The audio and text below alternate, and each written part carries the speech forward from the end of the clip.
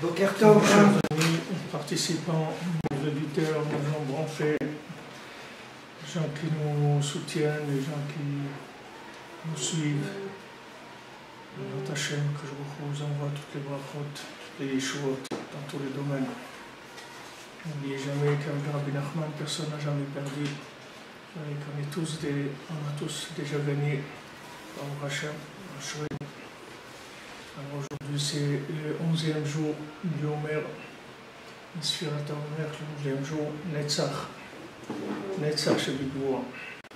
Je voulais vous faire un petit cours sur la Sfirat HaOmer en début sur chaque jour, mais quand j'ai vu le Sefer, on ne peut pas faire un petit cours, c'est-à-dire c'est quelque chose qui va prendre au moins 1 heure déjà. Donc, Bezrat Hashem. Alors, on fait pour la refoua Shlema de Ani Chana Bat Dezi, Fortuné Mesoda, Yehudit Chaya Bat Ilana, David Avner Ben Léa, Odelia Bat Shifra, Léa Bat Léa, David Ben Claire, Sarah Esther Bat Simcha, Suzanne Bat Chana, Esther René Bat Rivka Hermance, Philippe Samuel Ben Perla, Laurence Abigail, Meir Ben Fortuné. Hachem envoie le Shlema à tous les malades et chacun, chacune, soit comblé de tous les manques qu'il peut avoir, soit tous comblés de Hachem. Dans le nom de la Shrina, chaque parole qu'on étudie de Rabbeinu, ça comble la Shrina, ça arrive partout. Alors on était page 48, on était dans l'écoute à la faute, on va parler du Père et du Fils, toujours dans le Hémet de ce monde, le Hémet de l'autre monde. Donc on est dans le passage Gimel, Valken Sifta Torah, l'amour et Haben. La Torah elle nous a donné un ordre, elle nous a dit de faire la Brit Mila de notre fils. כדי להעביר העורלה שהוא השקר, כדי שהוא שחש לכותו יתברך עלינו. Pour enlever le prépuce, que le prépuce c'est le mensonge, pour pouvoir attirer la providence divine sur nous. כדי שיהיו אחר הבריאה כמו קודם הבריאה. Pour que après la création, on puisse vivre exactement comme avant la création. מבחינת אב ובן, un père et un fils, כחדה, qui soit comme un, מבחינת כולו אחד. Que tout soit un. Ça c'est le principal de notre travail. Et ça c'est notre but sur terre. Qu'on ait le mérite qu'après la création, ça soit inclus avant la création. Donc toujours le principe c'est que on enlève la Ola, c'est-à-dire le prépuce, on enlève ce qui cache l'évidence d'Hachem, pour savoir que ce monde-là, il est fait pour être branché à l'autre.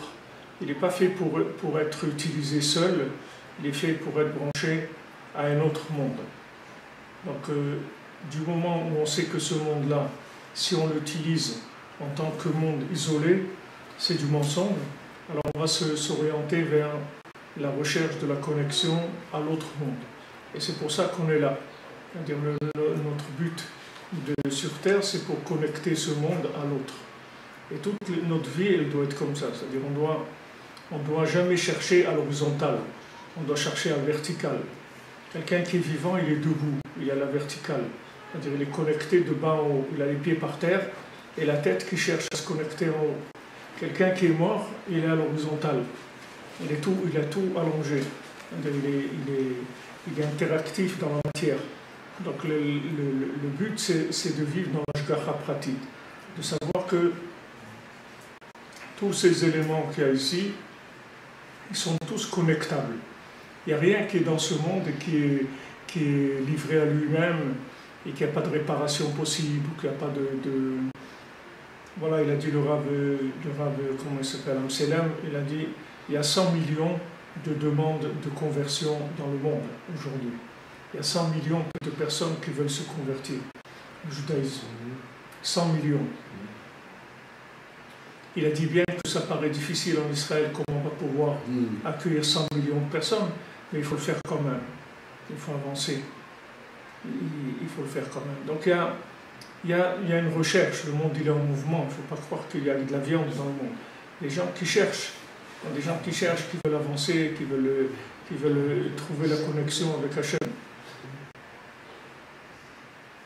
Alors ça, c'est notre but sur Terre. On est là pour ça. On est là pour connecter la matière. Donc le prépuce, donc on fait la Brit Mila à notre fils, et aussi, c'est-à-dire on l'a fait aussi le 8e jour, pour dire que on le connecte avec la 8e dimension, c'est-à-dire pas les 7 jours de la semaine, mais la 8e dimension, le Chet, c'est-à-dire le Yom HaShmini.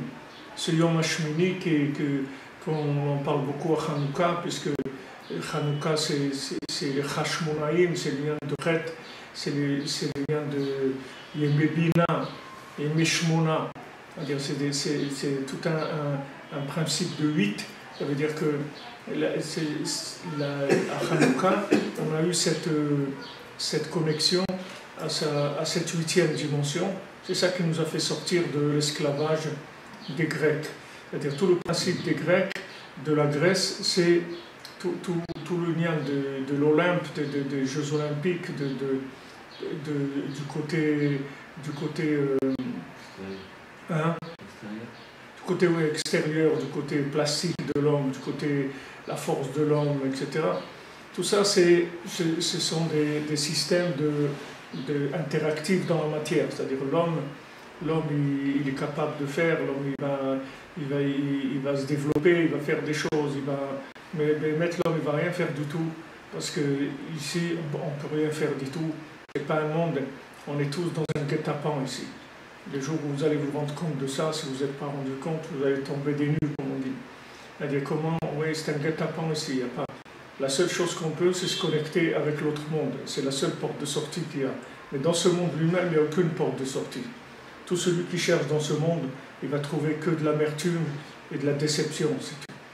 Tout celui qui s'accroche à ce monde, il va arriver à la fin de toutes ces situations avec de la déception, avec de l'amertume. Partout, vous allez dans des maisons de vieillards, on a mis des vieillards. Alors les enfants, ils les ont placés dans des maisons de vieillards, ils leur ont piqué leur maison, et les enfants, ils sont en train de faire la fête avec l'argent de leur père. Leur père, ils l'ont mis dans la maison des vieux. Et les gens, ils sont pleins d'amertume, comme ça. C'est amer. Ce monde-là, il est amer. Si quelqu'un n'est pas connecté à l'autre monde, c'est amer. Ce monde, il est très amer. Alors, Béhémet, on apprend à se connecter. Et c'est ce qu'on fait pendant tout Sfirat HaOmer. On apprend à se connecter pour adoucir l'amertume de ce monde.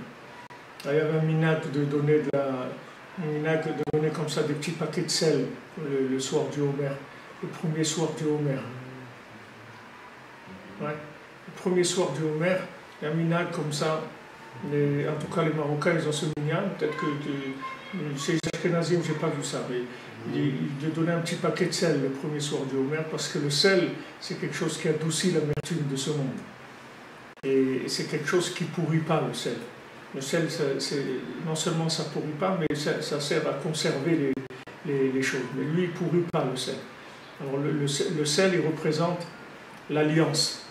Le sel, il représente l'alliance, c'est-à-dire qu'il représente la vie éternelle. C'est-à-dire que c'est quelque chose qui est dans ce monde et qui peut vivre éternellement. Le sel, il représente ça. C'est-à-dire comment on vit dans ce monde-là de façon éternelle. Comment on vit en cherchant de la connexion. En cherchant de la connexion, alors tout va s'inclure dans l'éternité. C'est-à-dire tout ce qu'on va toucher, ça va s'inclure dans l'éternité. Parce que tout ce qu'on va toucher, alors ça va se connecter. Rabbeinu dit que quand tu fais 1 heure d'Hitbodedut des doutes par jour, tu parles avec Hachem pendant 1 heure, alors toute ta journée, elle est réparée. Peu importe comment elle était ta journée, c'est pas important. Le principal, c'est pas ce qu'on fait. Le principal, c'est ce qu'on fait, ça soit connecté. C'est ça qui donne un sens à ce qu'on fait. On fait quoi de plus pour Sfirat HaOmer? On fait de plus qu'on fait le reste de l'année dans Sfirat HaOmer, pour se connecter plus. Qu'est-ce qu'on fait de plus pendant Sfirat HaOmer? Le Sfirat HaOmer, on compte, ça veut dire qu'on attend, on est dans l'attente de se rapprocher d'Hachem. On veut se rapprocher d'Hachem. C'est-à-dire il y a un vouloir de se rapprocher d'Hachem. On a vu une grande lumière le soir du Seder, et maintenant on veut se rapprocher d'Hachem. Et ensuite, à Shavuot, on va recevoir la Torah, on va recevoir ce qu'on a voulu, ce qu'on a cherché pendant ces 49 jours. Alors le 50e, c'est ça qu'on va recevoir. En fait, ce monde-là, il est basé sur ce principe. C'est-à-dire, le Rabbi Chaim Vital dans l'Etzraïm, il explique comme ça que maintenant, comment Hachem il a créé le monde. Hachem il a créé un néant, d'accord, un vide. Dans ce vide-là, au début, il était présent. Et il s'est retiré. Maintenant, il y a eu plusieurs essais. À chaque fois, le monde il explosait. Parce qu'il y avait encore trop de lumière. Il n'y avait pas de récipient. Donc plusieurs fois, 7 fois comme ça, le monde il a explosé. Par rapport aux 7 jours de la semaine. Le monde il a explosé, c'est-à-dire c'était toujours trop. Et après, le monde il a tenu. Mais qu'est-ce qu'il y a dans ce monde? En fait, il y a eu une présence très forte de l'infini et un retrait. Maintenant, ce qui est resté du retrait, c'est ça tout ce monde-là. Tout ce monde, c'est la trace qu'il y a eu quelque chose. Tout ce monde, c'est ça. C'est-à-dire que tout ce monde, c'est le languissement qu'il y a eu une présence infinie dans ce monde très très forte. Et il en reste une trace. Et cette trace, elle est vivante et elle est connectée à l'infini, mamash. Et le languissement de l'homme à cette trace-là, c'est-à-dire que lui provoque cette trace-là, c'est ça toute la vie. C'est-à-dire que l'homme, il a envie d'une grande dimension, il a envie de quelque chose, il a envie d'ouverture, de choses extraordinaires. Ça vient de la trace, de la présence de l'infini qu'il y a dans ce monde-là. Et après, il n'y a que du vouloir et du languissement. Maintenant, le vouloir et le languissement, c'est ça qui crée le récipient pour recevoir de la lumière infinie. Plus tu vas vouloir, plus tu vas te languir, et plus tu vas pouvoir recevoir de la lumière infinie. Donc le Homer, c'est du languissement et du vouloir. On a vu, c'était beau, on a envie. On dit ok, alors tu vas attendre, tu vas compter. Chaque jour, tu vas compter, et tu vas compter sous un aspect. C'est-à-dire, chaque jour, tu vas entrer dans une sphira. Aujourd'hui, c'est Netzach. Chez Bikvura, c'est une combinaison de sphira. Alors tu vas rentrer dans En fait, si tu prends même dans les sphirotes, c'est comme ça. C'est-à-dire toutes les sphirotes, elles atterrissent dans Malchut. Maintenant, Malchut, qu'est-ce que c'est Malchut? C'est pas une sphira, c'est pas une mida. Dans Malchut, il n'y a rien du tout. Malchut let megar maklum, c'est-à-dire le principe de Malchut, c'est-à-dire du pouvoir, il n'y a rien. C'est-à-dire il y a dans Malchut tout ce qui vient des autres.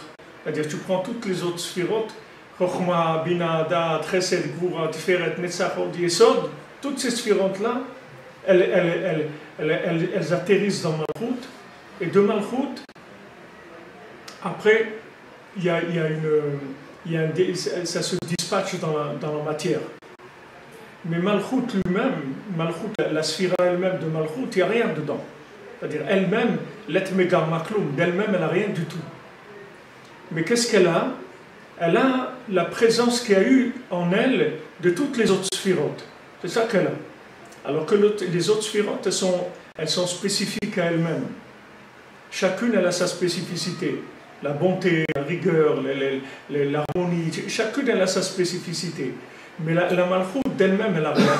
Et toutes les sphirotes, elles viennent vers elle. Et une fois qu'elles sont venues vers elle, alors il y a une présence de toutes ces sphirotes en elle, et c'est ça qui va lui donner le pouvoir. Le pouvoir, c'est la présence, c'est-à-dire c'est la mise en place de la présence de toutes ces sphirotes-là dans Malchut. Mais leur présence, pas de façon comme elles sont seules, mais avec toutes les autres. Et à ce moment-là, ça va dans Malchut. Alors, avant de rentrer dans Malchut, il y a Yesod. C'est-à-dire, il y a Yesod, c'est l'alliance. Est-ce qu'on parle ici de la Brit Mila? C'est-à-dire, l'alliance, elle est seule. C'est une sphira qui est seule. Les sphirotes qui sont seules, il n'y en a pas beaucoup. Il y a Keter tout à fait en haut, la couronne, il y a Yesod et Malchut. Toutes les autres sphirotes, elles travaillent ensemble. Mais Yesod, elle est seule. C'est-à-dire que la sphira de l'alliance, elle est seule, et de là, c'est elle qui va faire passer dans Malchut tout ce qui est resté de la présence de chaque sphira dans toute sa splendeur. Après, ça va passer tout ça dans Malchut, et à ce moment-là, ça rentre dans le monde. Alors maintenant, quand ça rentre dans Malchut, il n'y a pas une présence effective de la sphira. Il reste juste une trace de la sphira. Pour vous donner un exemple, par exemple,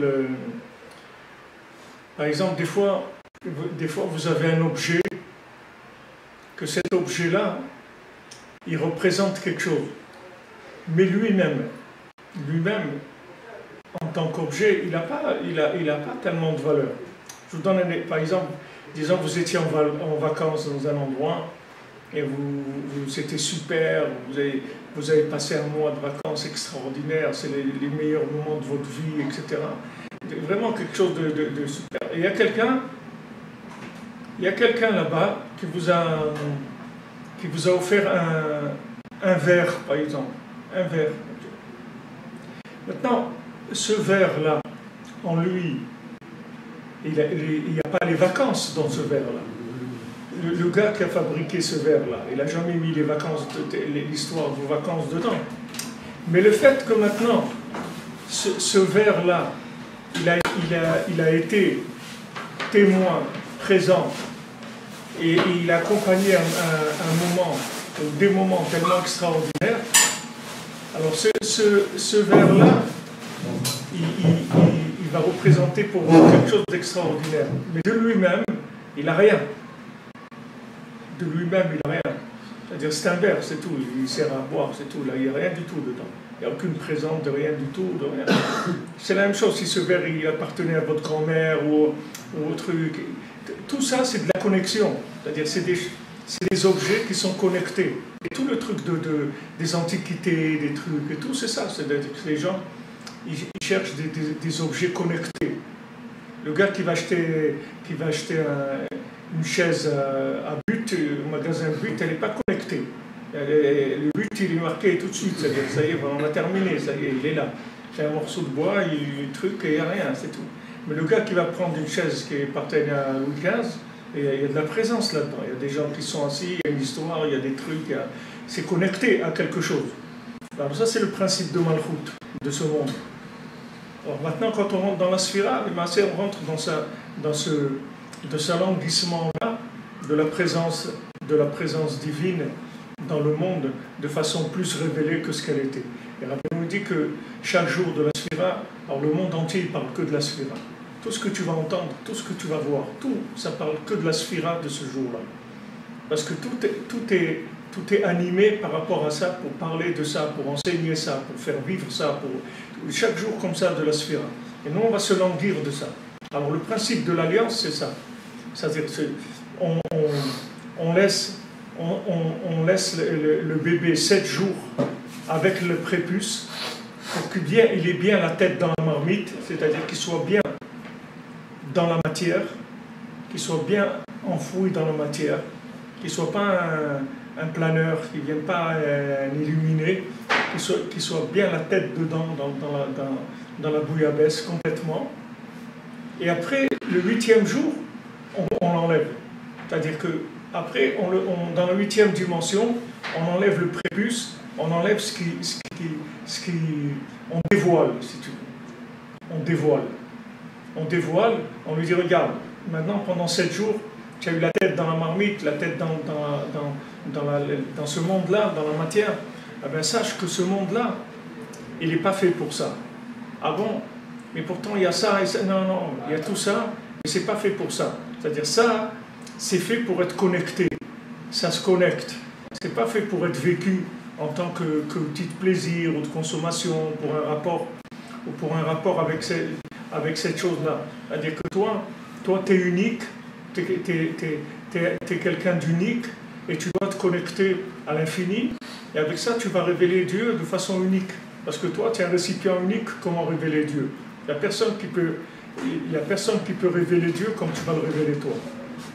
Ta façon de le révéler, elle est unique. Ça aussi, alors ça c'est le principe de l'alliance. Mais ce principe-là, il est valable dans tout ce que vous vivez, c'est comme ça. C'est-à-dire que quand par exemple on est jeune, et on est adolescent, tout ça, on croit qu'on va devenir des super consommateurs, tout ça. Et après, quand on avance un peu dans la vie, on cherche autre chose. C'est-à-dire on cherche de la connexion, on cherche autre chose dans la vie. On ne cherche pas que de s'amuser, de faire les fous et trucs. Il y a un moment où ça y est, tu cherches autre chose. Et là, si tu veux, l'erreur de l'homme, c'est de vivre en interaction avec les autres, c'est-à-dire de vivre par rapport aux autres. Alors tu dois jamais vivre par rapport aux autres. Il faut jamais que tu vives à l'horizontale. Il faut que tu vives toujours la verticale. Ceux qui vivent à l'horizontale, c'est des gens morts. C'est-à-dire ils vivent par rapport à celui qui est à droite, à gauche, devant, derrière, en haut, en bas. Ils vivent par rapport à l'autre. C'est-à-dire ils se définissent par rapport à l'autre. Il ne faut pas que tu te définisses par rapport à l'autre. Il faut que tu définisses par rapport en haut. Et toi, tu es unique par rapport en haut. Ni l'autre, il peut te comprendre, ni toi, tu peux le comprendre. Mais par contre, on va travailler ensemble parce qu'on est tous dans la même usine. On travaille tous pour le même patron. Donc tout ce que je peux faire pour t'aider, je vais le faire. Et tout ce que tu peux faire pour m'aider, il faut que tu le fasses. Parce qu'on est ensemble. Seulement, on n'est pas pareil. On travaille dans la même usine, on a le but commun, c'est de révéler Dieu, mais chacun il a sa façon de révéler, et chacun il doit aider l'autre à révéler Dieu. Donc on est tous à la verticale, on a été créés pour être à la verticale, pas à l'horizontale. C'est pour ça que les animaux ils marchent à 4 pattes, parce que l'animal il est à l'horizontale. Il est à l'horizontale. Pourquoi il est à l'horizontale? Parce que tu vois, il est toujours en train de chercher à manger, ou un truc, tout ce qu'il a dans sa vie, il n'a rien d'autre, il voit tout à l'horizontale. L'homme, il est debout, il regarde l'infini. C'est ça, il a les pieds par terre, mais il a la tête, elle est vers l'infini. Toujours vers l'infini. Il cherche toujours la connexion. Donc le sens de la Brit Mila, le 8e jour, c'est ça. C'est quelque chose qui est valable pour tout, c'est pas pour l'alliance. C'est un principe général. Dans tout, c'est comme ça. Une fois, quelqu'un était chez Rabbi Yitzhak, il parlait de la nourriture. Manger, voilà comment on mange bien et connecté à Hachem, etc. Alors il disait, voilà, c'est écrit dans les livres de morale que quand tu manges, il faut pas prendre la cuillère qui est devant toi tout de suite, et tu prends la cuillère qui est plus loin. Comme ça fait comme un petit espace, une petite distance. Alors il y avait un Yitzhak avec eux, alors, quand ils ont fini chacun de parler de leur petit bricolage, comment faire, il leur a dit quand tu manges, il faut que tu aies les yeux vers le ciel, c'est tout. Si tu as les yeux vers le ciel quand tu manges, alors tout est réglé. C'est-à-dire qu'il faut que tu élèves la chose au moment où tu es en train de manger. L'animal, quand il mange, il a la tête par terre, vers le sol. Il ne mange pas comme ça. Il mange avec la tête vers le sol. L'homme, il faut que quand il mange, il regarde le ciel, pas par terre. Et à ce moment-là, il connecte sa nourriture. Il pense à Hachem, il connecte sa nourriture et il enlève le prépuce qu'il y a sur la nourriture. C'est-à-dire que cette nourriture-là, elle-même, elle va être sublimée. Elle va l'aider aussi à lui à se sublimer, puisque les éléments spirituels qui sont dans la nourriture, ils vont se libérer en lui et ils vont l'aider à voir d'autres choses que le bout de son nez. Tandis que si maintenant il a la tête dans l'assiette, alors il voit que le bout de son nez, c'est-à-dire tout, il est en train de voir quand est-ce qu'on mange, Avril, quand est-ce qu'on mange, qu'est-ce qu'il y a à gagner, qu'on peut faire de l'argent avec ça, comment... Il y a des gens quand ils partent en vacances, qui regardent comment on peut faire de l'argent avec ça, peut-être on peut acheter ça, ils ne peuvent pas prendre des vacances, ça n'existe pas, ils ne s'arrêtent pas. Là où il est, ouais, c'est pas cher ici, on peut acheter des chaussettes, les vendre en Afrique, après ça, wow, c'est super. Donc, tu peux pas t'arrêter, rien, il n'y a pas de moment où on arrête un petit peu la caisse enregistreuse, comme ça, elle sort dans le ventre tout le temps, tac, tac, tac, tac, tac, tac, sans arrêt. Il n'y a pas un moment où on dit, allez, lâche-moi un peu, un petit peu, on sort un peu. Alors le nian de la Brit Mila, c'est pour marquer l'individu à vivre comme ça. C'est une façon de vivre, c'est une mentalité, c'est une approche de la vie.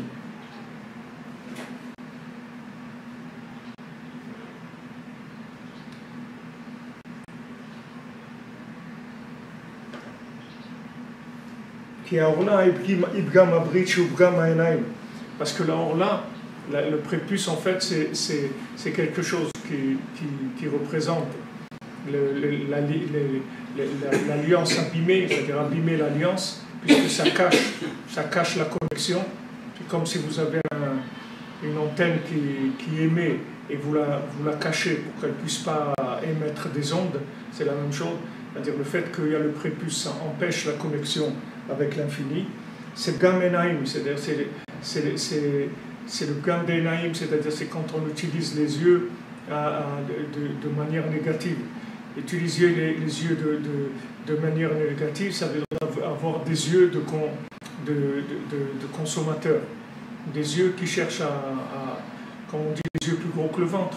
Alors il y a des gens, leurs yeux, c'est des ventres. Les yeux, c'est des ventres. Comme je vous ai raconté pour le taxi, c'est-à-dire vous trouvez la nuit, quelqu'un il prend un taxi et tout, vous êtes à 10 mètres de lui, il ne vous voit pas. Il ne vous voit pas, il prend son taxi, il s'en va. Il ne voit pas, il y a quelqu'un à côté de lui qui peut-être il a besoin, peut-être il a quelque chose. Il n'y a pas d'autre. Parce que en fait, ses yeux, c'est un ventre. Donc il ne faut pas que tu t'étonnes de ses réactions parce qu'il n'a pas des yeux normalement les yeux, ils doivent être en 360 degrés, les yeux de quelqu'un. C'est-à-dire il doit voir tout ce qui se passe autour, comment il peut connecter ça, comment il peut aider quelqu'un, ou il peut faire quelque chose qui va élever un petit peu la situation qu'il est en train de vivre. Mais ça, c'est des yeux qui sont levés vers le ciel, c'est-à-dire c'est des yeux qui regardent Hachem. Mais il y a ce qu'il dit le Zohar, il y a des nuages qui cachent les yeux. Il y a des nuages qui cachent les yeux.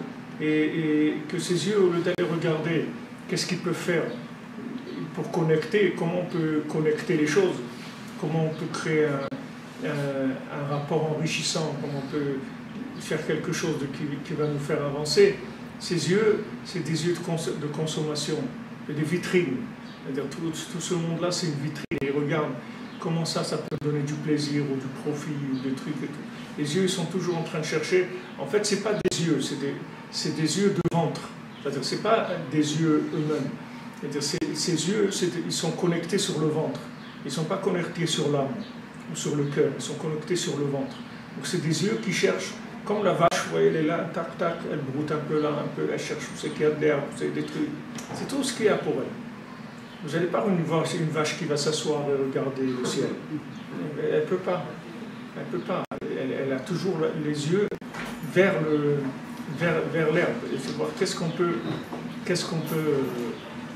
trouver à gratter dans ce monde-là. La vache qui rit. Hein? La vache qui rit. La vache qui rit, oui. C'est vrai. C'est vrai. כמובן, אבל כשמעבירים העורלה דחפיה על ברית, על ידי זה מעבירים עננים דמכסיין על העינים. Quand on enlève le prépuce, alors on enlève en fait les nuages qui recouvrent les yeux. ועל ידי זה השגחתו יתברך עלינו, על ידי זה אב ובן כחדה. À ce moment-là, il y a la providence divine qui est sur nous, et le Père et le Fils, ils deviennent comme un seul. C'est-à-dire, il n'y a plus le Père et le Fils, il y a le Père et le Fils, ça devient une seule chose. C'est-à-dire, avant la création, après la création, ça devient exactement la même chose. Sinon les yeux, ils sont recouverts par ces nuages, et ces nuages, en fait, c'est des nuages qui font voir que la consommation, c'est tout. La consommation, l'utilisation de ce monde en tant que monde de finalité, en tant que finalité. Mais si on sait que quelqu'un me parlait cette nuit, il m'a dit que sa maman est décédée juste avant Pessah à Paris, et bon, comme la plupart de la famille elle est là-bas, il est enterré au cimetière de Pantin.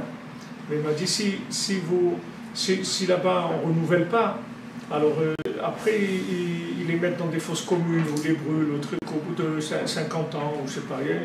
Parce que si tu regardes le cimetière de Pantin, il ne grandit pas. Tandis qu'ici tu vas à Givachao, tu vas voir ça grandit tout le temps. Parce que ici celui qui a sa place, il n'y a personne qui le sort de là-bas. Tandis qu'à Pantin, au bout d'un certain nombre d'années, alors on sort la personne. Alors on parlait comme ça, je veux dire, mais c'est normal parce que les gens qui font ça, pour eux, il n'y a pas, qu'est-ce qu'il y a à faire avec un tas d'ossements d'un individu? Pour eux, c'est juste quelque chose un respect ou un souvenir ou quelque chose comme ça. Mais il n'y a pas une connexion. Tandis que nous, pourquoi on respecte un mort? Parce qu'en fait, on sait qu'un mort, il n'est pas mort. C'est-à-dire le principal de lui, c'est pas mort. Parce qu'il reste toujours connecté. Il n'y a pas de mort que c'est terminé. Il n'y a rien qui est terminé. Il n'y a rien qui est terminé. C'est exactement comme un bébé qui sort du ventre de sa maman. C'est la même chose. Maintenant, tu vas le chercher dans le ventre de sa maman et il n'y est plus. Tu vas chercher le placenta, il est vide. Tu vas chercher le cordon ombilical, il a été coupé. Il n'y a plus rien. Alors, est-ce qu'il est mort? Il n'est pas mort. Il est passé dans un autre monde, c'est tout. Mais par rapport à l'endroit où il était, ouais, il n'y a plus rien. Il n'est plus là-bas. Mais il a déménagé, c'est tout. Là, il est passé à autre chose. Alors, chez nous on sait qu'un mort, il ne meurt pas. Il passe dans une autre forme de vie, c'est tout. Mais celui qui pense que la personne, elle est morte, alors bien sûr, c'est dommage pour la place qu'il prend. Qu'est-ce qu'il y a un morceau de tasse, un tas d'os, qu'est-ce qu'on a à faire avec? On n'a rien à faire. Mais nous, on sait que pour nous, c'est très grave. C'est-à-dire, on doit respecter les tombes des gens parce que c'est connecté. C'est-à-dire, il y a une partie du corps qui est toujours connectée. Il n'y a pas que le corps il devient un tas d'os comme ça. Il y a pas, tout le temps, c'est connecté. C'est jamais... Quand des gens ils vivent avec les yeux qui sont en fait que des ventres, alors ils pensent que voilà, que c'est fini, c'est terminé, il ne reste plus rien. Mais c'est pas comme ça. C'est toujours connecté jusqu'à qu'après le Mashiach, et après le Mashiach, il y aura la résurrection des morts et les gens ils vont se lever. Ils vont se lever. C'est pour ça aussi que les gens qui vivent en Eretz Israël et qui meurent en Eretz Israël, ils vont se lever 40 ans avant les autres. C'est-à-dire quand les autres juifs du monde ils se lèveront, il y aura déjà, ça fera 40 ans déjà que les juifs d'Israël ils seront levés. Parce que le niveau de connexion journalier, il est plus fort. Parce qu'ici, tu es obligé de regarder le ciel tout le temps. Et si tu ne veux pas regarder le ciel, alors il y a des roquettes et des trucs, ça t'oblige à regarder le ciel. Mais tu es obligé de regarder le ciel tout le temps. Comme Rabbeinu il a dit à celui qui travaille, il a dit « Regardez le ciel aujourd'hui ». Alors il avait honte parce que c'était un businessman, il n'avait pas le temps. Alors il a dit « Regarde, qu'est-ce que tu as fait? Tu as réussi, tu es un businessman, tu n'as même pas le temps de regarder le ciel. » En Israël, tu es obligé de regarder le ciel, parce qu'il y a toujours des situations qui sont bloquées. Toujours, tu vas te trouver devant le mur. Toujours. À part le mur du kotel, mais dans le mur de tous les jours, tu vas trouver des murs. Des situations qui ont l'air impossibles. C'est des défis permanents. Et ici, c'est normal, les défis. C'est que ça toute la journée. Le défi, c'est normal. C'est la vie de tous les jours. Quand quelqu'un ici dit non, c'est là où ça commence. Tu vas inscrire ton enfant à l'école. Ça existe une école où on te dit, bah, au rabat, viens et tout, ça n'existe pas. Tu vas inscrire ton enfant à l'école, il dit, ah non, on n'a pas de place. Il dit, mais monsieur, il n'y a pas de place. Ah bon? Et là, ça commence. On sort la perceuse et ça commence. Allez, on commence à percer. Et ça, et comme ci, et comme ça, mais je ne peux pas, et des trucs et tout. Et en fait, voilà, on fait rentrer l'enfant. Et au début, il ne voulait pas. Il disait non. Mais ici, c'est normal, c'est tout comme ça. Tout est comme ça. Apparemment, c'est non. Mais bien, après, tout ça devient oui. Mais au début, apparemment, c'est non. Mais quand tu vois... Parce qu'ici, tout ça doit s'obtenir avec du ratson et de la hava et du ratson. Quand tu obtiens quelque chose, si on te dit oui tout de suite, ça vaut rien du tout. Ça veut dire que ça vaut rien. Ça veut dire que tu ne vas pas apprécier la chose qu'on te donne parce qu'il n'y a pas de récipient. Il n'y a pas de récipient, tu ne peux pas apprécier. Pour apprécier, la seule chose qui te fait apprécier quelque chose, c'est de l'avoir voulu, c'est tout. Plus tu l'as voulu, plus tu l'apprécies. Moins tu le veux, moins tu l'apprécies. Donc il ne faut pas, quand quelque chose, on ne va pas te le donner, il ne faut pas dire bon, ben, tant pis, hein, je m'en vais. Alors si tu t'en vas, ça veut dire que tu ne voulais pas. Et Hachem Tolunen qui ne veut pas te le donner, c'est parce qu'il veut que tu veuilles plus. Pourquoi? Pour que tu sois branché plus longtemps. Tu vas être connecté plus longtemps. Rabbeinu l'a dit sur quelqu'un, il est resté 40 ans avec le même enthousiasme qu'il avait le premier jour. Il est resté 40 ans comme ça. 40 ans, il est resté avec le même enthousiasme, le même entrain que le premier jour. C'est quelque chose d'extraordinaire. Alors comment on fait pour entretenir cette jeunesse-là, ce vouloir, etc. On ferme la porte. Et voilà, tu veux. Alors on ouvre, des fois on entrouvre, des fois on ouvre bien, après on referme. Voilà ce qu'on a fait le soir de Pessah. On a ouvert très fort. D'ailleurs, c'est les Shimourim, c'est ouvert. D'ailleurs, on laisse la porte ouverte et on prépare un kos pour y avoir un avis, tout ça. Tout est ouvert. Et après, on ferme. Après, on ferme. On dit alors, qu'est-ce qu'on fait? Eh bien, maintenant, tu vas vouloir pendant 49 jours. On dit oh là là, mais c'est long, hein? C'est comme ça, on ne peut rien faire. Vous ne pouvez pas faire un peu la moitié ou quelque chose? Non, on ne peut pas. Regarde, déjà 11 jours, ils sont passés, on n'a rien vu. Si tu veux faire la moitié. Déjà 11 jours de la Sphira, ils sont pas restés. Qu'est-ce qu'on a vu? On a vu 11 jours passer, c'est passé comme ça, on n'a rien vu. Il y a 20% de la Sphira, ils sont passés, on n'a rien vu. Ça va vite. Il dit non, maintenant il faut vouloir. Voilà, maintenant il faut vouloir. Je me rappelle Nachman Roussicher à Shalom. Il m'a dit quand il s'est marié, il avait juste 14-15 ans, comme ça. Il s'est marié à Ouman, à l'hôtel d'Ouman, l'hôtel qui est au centre de Ouman. Il s'est marié là-bas. Il m'a dit qu'est-ce que c'est son mariage, c'était bon, la choupa et un petit biscuit comme ça pour chacun, avec un petit lechaïm, un petit coup de vodka comme ça, et un petit peu danser, et voilà, le mariage il est fini. Alors maintenant, après le mariage et tout, il dit voilà, ta fiancée, elle est bien, elle te plaît, alors voilà, maintenant tu vas aller, tu vas trouver une maison, tu vas te faire une parnassa, et tout, quand tu seras prêt et tout, elle est là, tu viens la chercher, comme ça. Ça a pris 2 ou 3 ans jusqu'à qu'il lui donne sa femme. Et pas tout de suite. Ne donnez pas comme ça. Parce qu'il te la donne comme ça. Après, tu l'as vu comment il les jette, aussi comme ça, la même chose. Comment il la prend, il la jette, la même chose. S'il avait attendu 3 ans, je peux te dire que si quelqu'un il attend 3 ans pour se marier, jamais il va divorcer dans sa vie. Parce qu'il a attendu. Le temps qu'il a attendu, il a fait un récipient pour apprécier ce qu'il a eu. Mais comme aujourd'hui, c'est tout comme ça, tac, tac, tac, tchic-tchac, 5 minutes, 1 heure, un truc. Il y a même des gens, ils promettent à des gens de se marier et tout, juste pour passer un moment avec eux. Après, ils disent « Ah non, non, en fait, j'ai réfléchi, je crois pas que ça me convient tellement. » Il n'y a rien, il n'y a pas de récipient. Il n'y a aucun récipient du tout. Parce qu'il n'y a pas de vouloir, les gens ne développent pas le vouloir. Si tu ne veux pas la chose, tu ne vas pas pouvoir la vivre. Si tu ne la veux pas, tu ne peux pas la vivre. Elle est morte, les choses. Si tu veux quelque chose, regarde quand tu es enfant, quand tu attends un truc, un événement important, par exemple qu'on va t'acheter un vélo ou un train électrique ou un truc comme ça, tu as un vouloir de folie, c'est-à-dire le vouloir il est de folie, tu as un vouloir très très très fort. Tu attends ça, il n'y a que ça dans ta vie, il n'y a plus rien d'autre, le jour, la nuit, tu te rêves au milieu de la nuit, il n'y a que ça, il n'y a plus rien ne compte, il n'y a que ça, que ça, que ça. Et même comme ça, regarde combien le train électrique il dure, quelques jours, il se casse. Alors les adultes, après, on leur donne des trucs, ils les jettent. C'est normal, il n'a pas attendu, il n'a pas voulu. Il n'a pas eu le temps pris le temps de vouloir. Mais en Sférat HaOmer, Hachem veut qu'on veuille.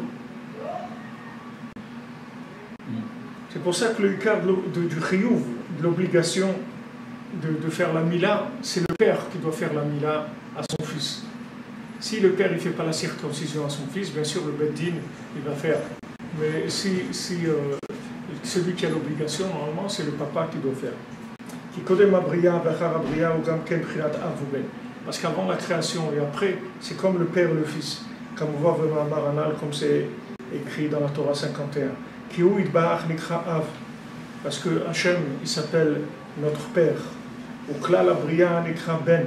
Et toute la création, dans sa généralité, ça s'appelle le fils. Et quand maintenant la création, elle est sortie du potentiel à la réalité, il y a eu une répercussion, c'est-à-dire du mensonge. Chez Orla, et la Orla. La Orla, c'est, comme on l'a dit plusieurs fois, c'est de croire que ce monde-là, il est isolé. Il a de cause à effet, il y a des lois naturelles, il y a des conséquences, chaque chose elle a une conséquence, il y a un savoir du fonctionnement, etc. Tout ça, ça s'appelle le mensonge de ce monde, c'est-à-dire d'utiliser ce monde comme étant un monde isolé et interactif. Maintenant, on doit enlever la orla et que le père et le fils ne soient que un. Par le fait que le père lui-même, il enlève le prépuce de son fils. Maintenant, quand il y a cet éveil d'en bas, alors ça fait l'éveil d'en haut aussi.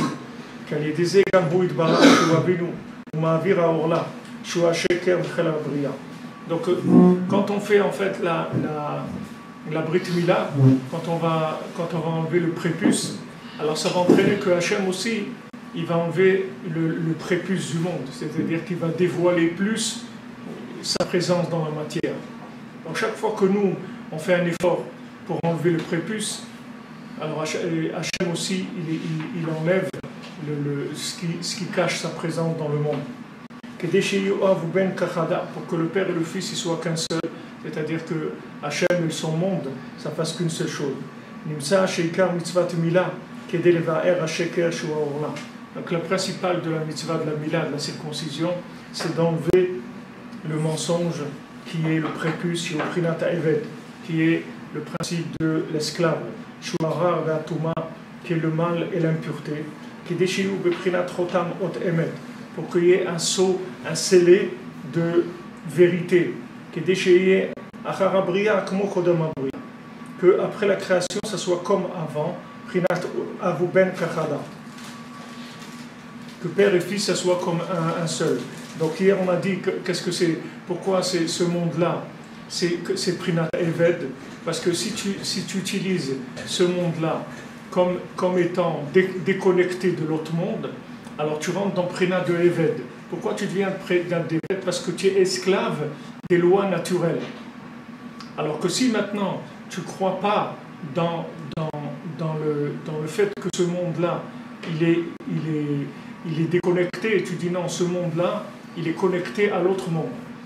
Avu ben kechada, ce monde-là, il est connecté à Hachem. Donc il n'y a pas d'esclavage. Tu es libre. Parce que Hachem, il est mashgiach sur toi. Hachem, il met sa providence sur lui. Tu vis dans l'ashgacha pratique. C'est-à-dire tu vis dans l'assistance personnelle. Tu vas être assisté personnellement. Tu vas avoir besoin de quelque chose. Hachem, il va faire qu'on va te l'amener, qu'on va te dire où c'est, qu'on va t'aider. Tu as perdu quelque chose, tu vas le retrouver. Tout, il y a une providence toujours avec toi, parce que tu es connecté en haut. Mais si maintenant tu crois que ce monde-là, il est seul, tu deviens un esclave. Esclave, ça veut dire que tu ne peux pas faire autrement que de dépendre des lois naturelles. Si maintenant la chose elle est comme ça, elle est comme ça, c'est tout, tu ne peux rien faire. Mais quand tu es branché, alors tout est possible. Il n'y a rien qui est figé. Tout est possible. Toutes les situations, même apparemment, qui sont des situations désespérées, apparemment, elles ne sont pas désespérées. Elles sont désespérées par rapport aux lois naturelles. Mais par rapport à Hachem, il n'y a rien, ça n'existe pas désespéré.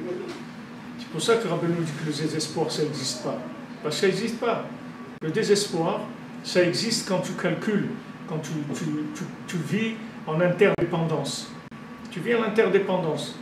Par exemple, le Baal Shem Tov, quand il était à...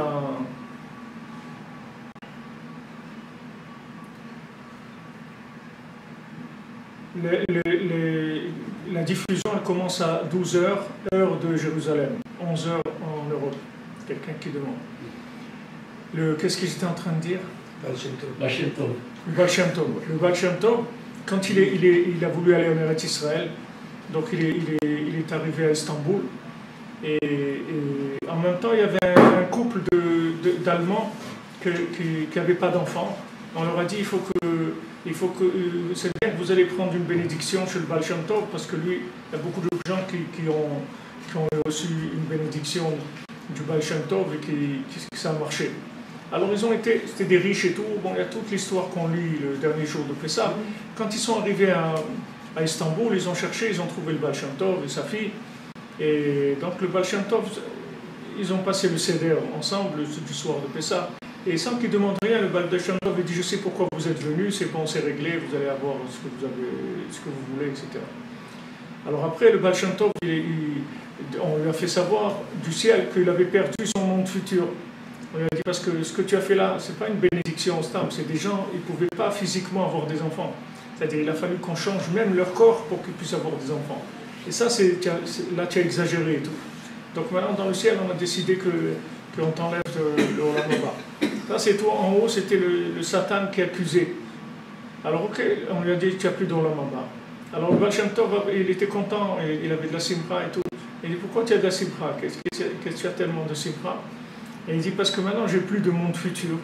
Donc, je suis libéré de cette carotte-là, du monde futur et tout. Maintenant, je sers Hachem parce que je l'aime et tout, ça y est, je sais que j'ai pas de monde futur, je suis content.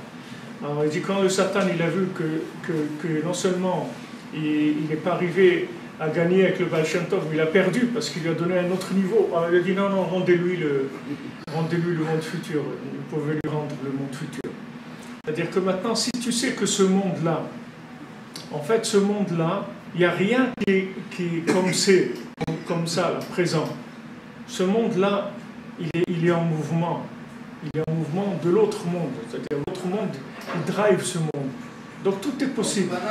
Tu avances, c'est tout. Tu avances. Tu avances. La mer s'ouvre, c'est tout. Tu avances, tu as besoin que la mer s'ouvre, alors la mer s'ouvre. Tu as besoin que ça soit comme ça, alors ça devient comme ça. Et ça c'est uniquement pour des gens qui sont branchés, c'est-à-dire qui savent que ce monde-là, en fait, c'est une mise en scène pour révéler qui est Hachem. Mais celui qui va dans les causes à effet, alors tout est bloqué pour lui. Tout est bloqué. Parce qu'il vit dans un monde qui est figé. figé, ça veut dire 1 plus 1, ça fait 2. C'est tout, et tu ne peux pas sortir de ça. Mais si tu vis dans un monde où 1 plus 1, ça fait 1 toujours, c'est toujours 1. Tout c'est 1, il n'y a pas 2, il y a toujours 1. Il y a Hachem, c'est tout, il n'y a rien d'autre. Et cette situation-là, on va parler avec Hachem, on va la changer, c'est tout. On va intervenir, on va dire Hachem, voilà, il faut intervenir, il faut faire quelque chose. Voilà, on va... Ah, tu vas me dire, ouais, mais il y a des situations, on a demandé à Hachem de changer et ça n'a pas changé. C'est sûr que ça a changé. Maintenant, ce n'est pas le changement que toi, tu attendais, mais que ça a changé, c'est sûr. Il n'y a aucune prière qui n'est pas acceptée par Hachem, ça n'existe pas. Il n'y a aucune prière. Jamais, jamais tu pries et ce n'est pas accepté. Ça n'existe pas. Tout ce que tu demandes, c'est toujours accepté. Seulement, des fois, ça fait, c'est pas, l'effet, il n'est pas comme toi, tu l'espères. Toi, tu attends un effet, et on va l'utiliser différemment. Il n'y a pas de mauvaises prières? Hein? Il n'y a pas de mauvaises prières? Des mauvaises prières? Il n'y en a pas. Non, quand la personne, elle fait une mauvaise prière, mais une prière qui est faite normalement, jamais elle n'est pas écoutée. Le Zohar, il dit, Zimne Beloshama. Des fois, Hachem, il n'entend pas. Mais le pshat, ça ne veut pas dire que des fois Hachem, il n'entend pas. Ça veut dire Zimne, dans le temps où tu demandes, des fois, il ne te donne pas dans le temps où tu as demandé. Tu as demandé, voilà, tu veux maintenant, demain, tu veux le dernier modèle de la dernière Mercedes qui est sortie, mais tu la veux demain matin à 8 h, Hachem, il ne veut pas te la donner demain matin, il va te la donner la semaine prochaine. C'est décalé des fois, ça ne vient pas tout de suite. C'est juste dans le temps.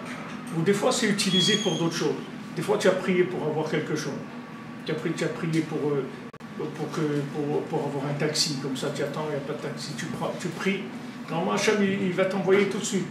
Mais maintenant, on a un certain nombre de prières qui sont arrivées, et on a besoin de sauver quelqu'un qui est en train de se noyer, par exemple. On va prendre ta prière, là, que tu as fait pour le taxi, on va l'utiliser pour lui, et on va le sauver.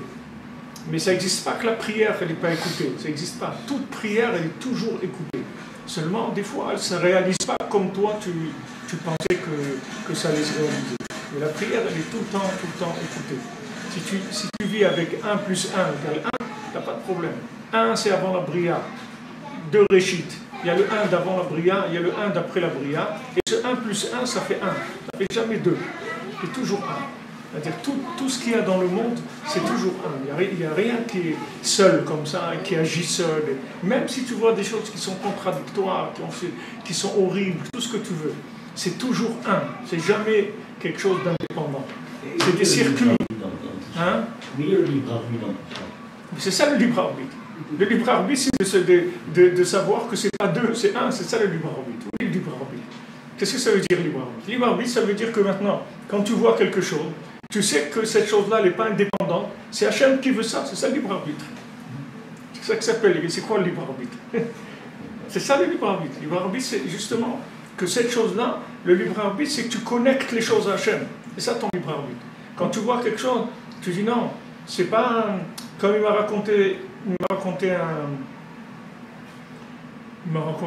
un chauffeur de taxi cette nuit. Comment c'est extraordinaire en Israël. Chaque chose, c'est comme ça, tu échanges avec des gens, ils parlent, chacun il a tu vois un chauffeur de taxi comme ça, il est, je sais pas, 10 heures par jour dans son taxi, mais il est plein de Torah et des trucs, c'est extraordinaire. Alors il m'a dit, il m'a raconté, il m'a dit, il y avait quelqu'un à Budapest, il m'a dit, il y avait quelqu'un à Budapest, un juif, on l'a pris, il y a des jeunes voyous comme ça qui l'ont pris, et il y a à Budapest, il y a une espèce de pont avec une rivière en bas, et ils prenaient les juifs et les jetaient comme ça. Alors il y a des jeunes voyous, ils ont pris ce juif-là pour aller le tuer. Et en allant le tuer, il rencontre un officier nazi comme ça qui venait en face. Alors l'officier leur dit, qu'est-ce que vous faites là? Et il dit, voilà, on a trouvé un juif, on va le tuer. Alors il dit, ah, c'est bien, mais laissez-moi, je vais m'en occuper. Vous, c'est bien ce que vous avez fait, votre travail, dégagez, moi je m'en occupe. Alors il lui fait signe de venir avec lui. Alors lui il est là, il le suit, il n'ose même pas lever sa tête, bouger, rien. Il avance, et à un moment il regarde, il n'y avait plus personne autour de lui. et il s'est sauvé, il est parti. Alors il a dit, cet officier nazi, c'était sûrement allé en avis, c'est-à-dire qu'il est venu pour le sauver, il est venu sous cette forme-là. Il n'y a pas de limite dans ce monde à ce que Hachem peut faire. Et quand on voit qu'il y a des choses qui sont désagréables et qui sont même des fois de la souffrance terrible, des fois de la douleur, de la souffrance, des choses terribles, il faut savoir que c'est la volonté d'Hachem, c'est tout. Et qu'on est arrivé à la limite de notre compréhension, c'est tout. Mais notre cerveau ne comprend pas, mais notre émouna, elle comprend, et elle ne se déconnecte pas, et on sait que c'est Hachem qui a voulu ça. C'est tout. Hachem, il veut que ça soit comme ça. On ne sait pas pourquoi. On ne connaît pas l'histoire entière de quelque chose. C'est comme si tu prends un objet, par exemple, tu prends un chocolat. Alors on a une tablette de chocolat, tu vas voir comment elle est fabriquée et tout ça. Après, tu vas voir quelqu'un, il prend la tablette de chocolat et déchire l'emballage. Il dit, mais qu'est-ce que tu fais? Ça coûte cher l'emballage et tout, regarde, il y a toute une machine il y a quelqu'un, il a fait tout le graphisme de l'emballage. Après, il y a des machines qui l'ont imprimé, après qui l'ont découpé, après des machines qui l'ont posé autour du chocolat et tout. Maintenant, tu viens, tu déchires le chocolat. Il dit, mais attends, mais c'est comme ça, maintenant je vais le manger le chocolat, alors c'est comme ça que je dois faire, c'est tout. Celui qui ne sait pas comment ça marche, il a plein de questions dans la vie. Alors il faut savoir qu'on a des questions, mais ces questions, ça vient de l'ignorance de tout le système, c'est tout. On connaît qu'une petite partie infime de l'histoire. Donc nous, on croit que c'est comme ça, mais l'histoire, elle va surtout depuis avant la création du monde jusqu'à la fin. Et il y a une logique dans tout ça. Mais nous, on ne la connaît pas. Donc on rentre dans la émouna. Alors le sheker, c'est ce qui vient, la orla, le prépuce, c'est ce qui vient cacher la possibilité des choses de se connecter avec Hachem. Tu as un souci de ça, tu as un souci de l'autre, un truc, comment je vais faire pour payer le loyer, comment je vais faire payer l'électricité, comment je vais faire pour aller au travail, ma voiture ne marche pas, toutes ces questions-là, elles viennent de la orla. C'est-à-dire, il n'y a pas de orla. Parle avec Hachem, demande-lui, c'est tout. Utilise ton téléphone, tu as un téléphone, utilise-le. Téléphone, appelle, SOS, appelle Hachem. Demande, voilà, regarde, Hachem, je suis là, je suis bloqué, et voilà, je peux rien faire. Si tu ne m'aides pas, je ne vais rien faire du tout, je suis complètement bloqué. Mais tu fais appel à Hachem, tu t'habitues à vivre en demandant l'intervention de la providence divine. Tu ne vis pas qu'en interaction, des trucs, je vais faire comme ça, et je vais faire ça, donc il y a ça, donc je vais faire ça. Donc, tu ne vis pas comme ça. Alors là, ça fait vivre comme ça. Alors là, ça vit à l'horizontale. Quand tu enlèves la là, tu vis en vertical. Donc c'est le mal et l'impureté. C'est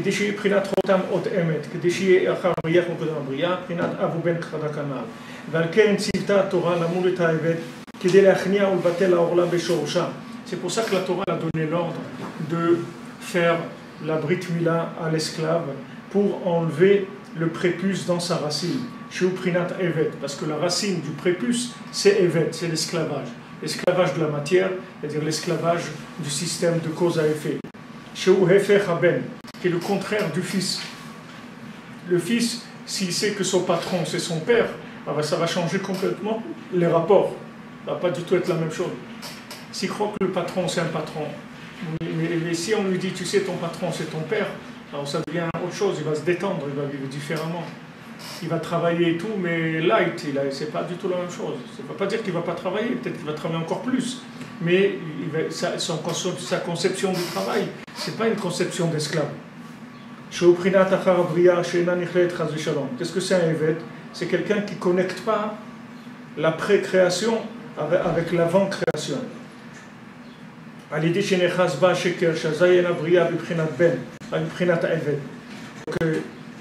Quand on voit la création comme elle est, on peut s'imaginer qu'elle est évêque, c'est-à-dire qu'il y a la nature, il y a des lois naturelles, il y a des situations qui sont obligées d'être comme ça, et on ne s'est pas connecté. Tandis que si maintenant on sait que tout dépend de l'autre monde, comme Rabbeinu dit, on dit que le monde il est renouvelé tout le temps. Et chaque fois qu'il y a quelque chose qui se reproduit, c'est parce que Hachem il veut que ça se reproduise. Si l'eau elle est mouillée, c'est parce qu'Hachem il veut. Si maintenant Hachem il veut que l'eau ça soit du sang, alors ça va devenir du sang. Il a fait en Égypte, il a montré que tout il peut changer.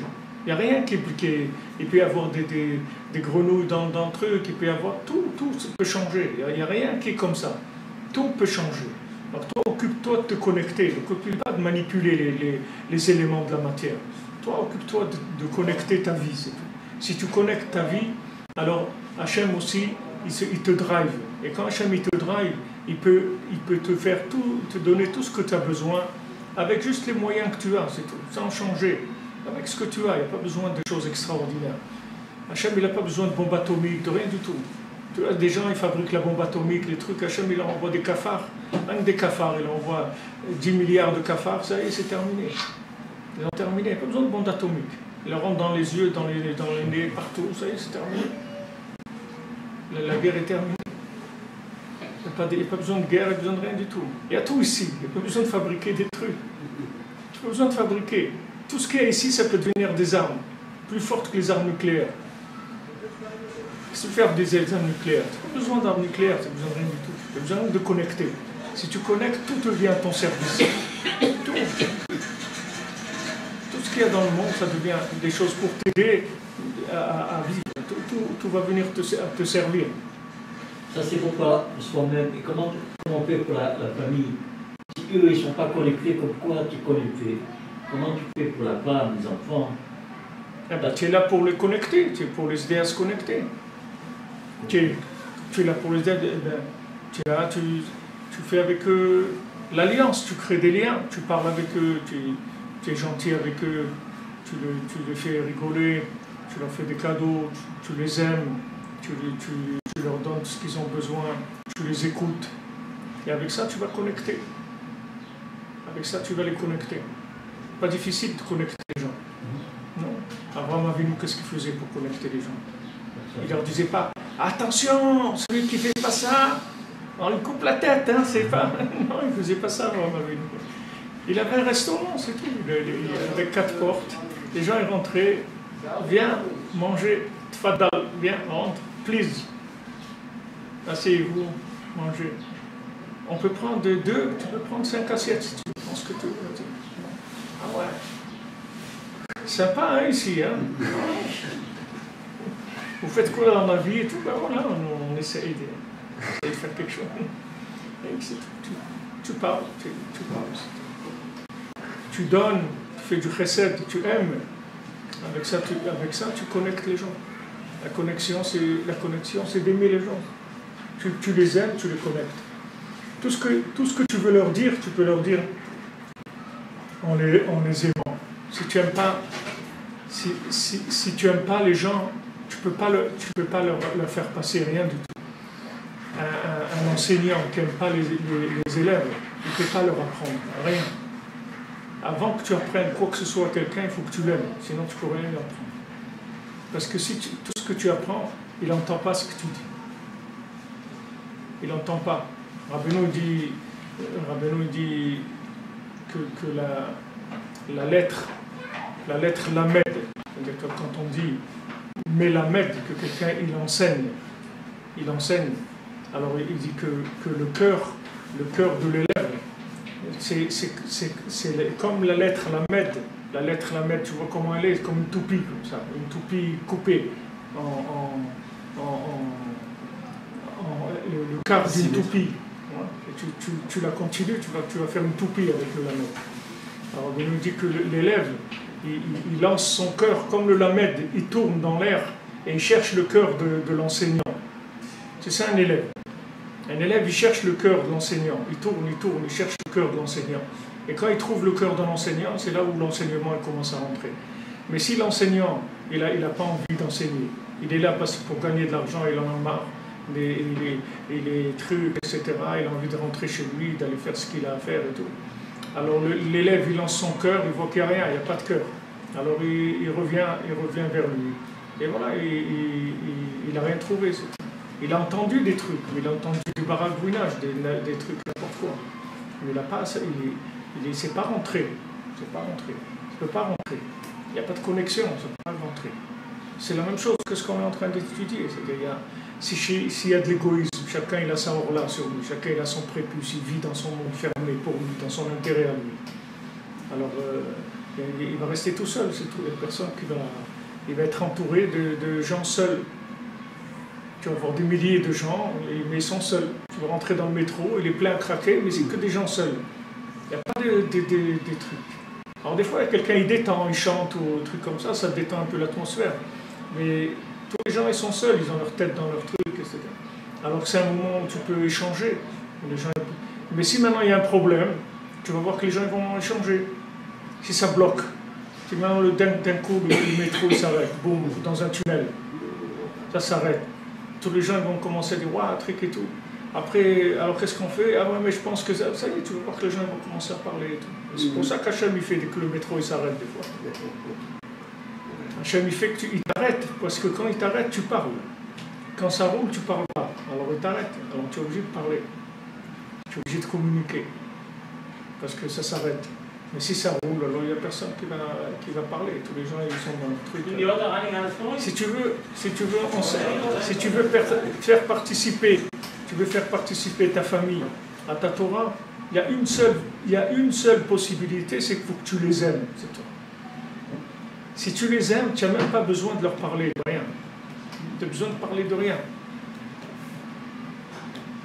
Rabbeinu il dit dans Sipurim Masiyot, c'est Rabbi Yitzhak qui dit, Rabbeinu dans Sipurim Masiyot, dans l'infirme, il dit qu'il y avait un chacham qu'avant de mourir, il a ordonné ses enfants d'arroser des arbres. Il a dit voilà, vous allez, la shkot ilanot, vous allez arroser des arbres.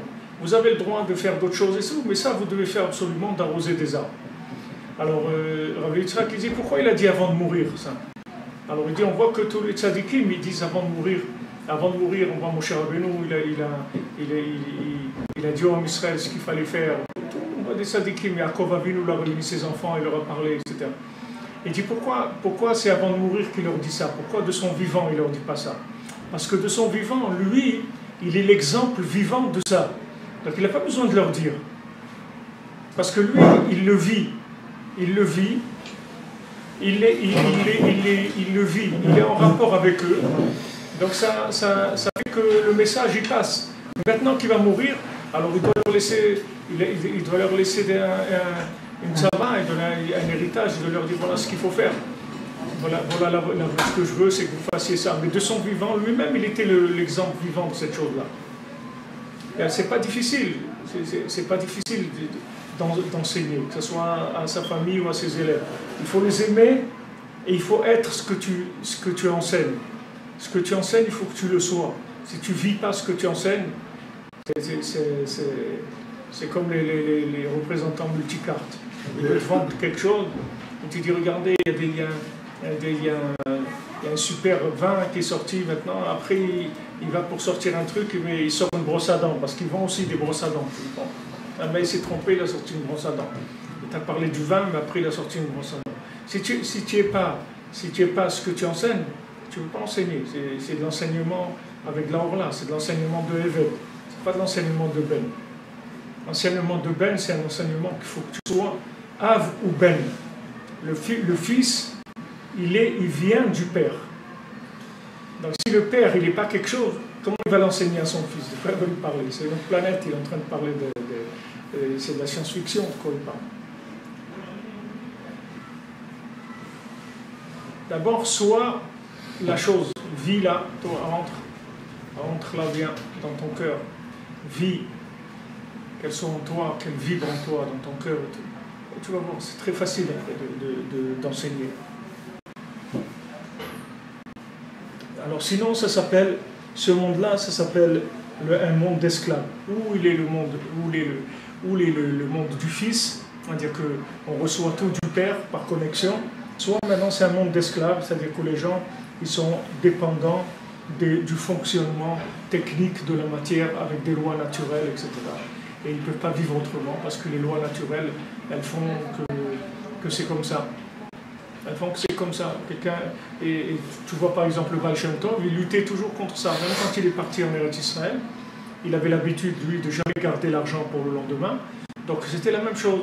C'est-à-dire, il n'avait pas d'argent, il ne prenait pas d'argent même pour voyager jusqu'à arriver en Eretz Israël, il n'avait pas. Il voyageait juste pour aller à la prochaine, il avait l'argent pour arriver à la prochaine étape. Quand il avait pour aller au Odessa. Quand il est arrivé au Odessa, après il attendait l'argent pour aller à Istanbul. Quand il est arrivé à Istanbul, alors quand le couple d'Allemands, ils lui ont dit qu'est-ce qu'on va vous donner tout pour la bénédiction que vous nous avez faite, et il a dit rien me donner, vous me donnez le billet pour acheter le billet de bateau pour aller à Istanbul, pour aller en Eretz Israël, c'est tout. J'ai besoin juste de l'autre étape, c'est tout. Parce qu'il ne voulait pas rentrer dans le système de Eved. Parce que sinon, ça y est, il va commencer à vivre dans un système de dépendance. Il ne veut pas. Il veut être libre. Il dit Hachem, tu me donnes ce que j'ai besoin. Tu m'as créé, ok, j'attends. Un petit bébé, il n'est pas en train de se faire du souci comment il va manger. Un petit enfant de 3 ans. Maman, j'ai faim. C'est tout, il dit pas. Il faut qu'il vive ça, il faut qu'il vive la chose aussi. Hein? Il faut qu'il arrive à vivre la chose, parce qu'il peut dire la même chose et penser tout le temps à la parnassa. Ce qu'il fait, il est déconnecté. Ouais, parce que pourquoi maintenant il pense toujours à la parnassa? Parce qu'il croit qu'il est rentré dans le côté évêque du monde, c'est-à-dire le fait que maintenant il a commencé à comprendre comment il marche le monde. Alors il croit que ici on est là pour faire de l'argent, pour faire des trucs, etc. Mais s'il sait que de la même manière que quand il disait maman j'ai faim, aujourd'hui il dit papa j'ai faim, Hachem j'ai faim, il va lui envoyer à manger, la même chose. Alors s'il essaye ça, il voit que ça marche. Alors ça y est, il va pas se prendre la tête avec ça. Il n'y a pas de Ishtadlout. Hein? Il n'y a pas de Ishtadlout. C'est ça l'Ishtadlout. L'Ishtadlout c'est ça. C'est-à-dire que tu demandes et tu fais quelque chose. Bien sûr tu fais quelque chose. Mais ça ne te prend pas la tête. Tu n'as pas de souci. On dit le lien de la ta'avat maman, c'est pas là de gagner de l'argent ou pas. C'est le souci. C'est ça le ta'avat de l'argent. Et que la personne se soucie. Qu'est-ce que je vais devenir? Qu'est-ce que je vais devenir? Il se fait du souci. Comment je vais faire? Comment je vais faire pour vivre? Voilà, après, et si j'ai pas de retraite, comment je vais faire? Si j'ai pas si, mais tu sais pas même pas si tu vas être vivant, parce que tu es en train de penser de la retraite. Tu sais si ça va marcher, la machine, combien de temps elle va tenir? Il n'y a pas de garantie. Il y a des machines qui sont arrêtées à tous les âges. Donc qu'est-ce que ça te dérange pas ça? Toi tu crois que ça roule. Mais le reste c'est des soucis. Des soucis. Il ne faut pas se faire de soucis. Il faut prier et avancer. Bien sûr, il faut faire Ishtadlout, il faut travailler, faire ce qu'on a à faire. Mais travailler tranquille, pas dans Aïtsavon, pas dans les nerfs et la tristesse. Libre. Tu fais ton truc, c'est tout, parce qu'il faut le faire, c'est tout.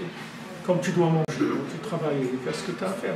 Mais pas de façon soucieuse, que peut-être tu n'as pas compris exactement comment le système marche, tu n'as pas réussi à faire les choses comme... Toi, tu pries, et après les choses, elles se mettent en place, et tu fais ta Ishtadlout tranquille, détendu. Sinon, c'est priat Eved.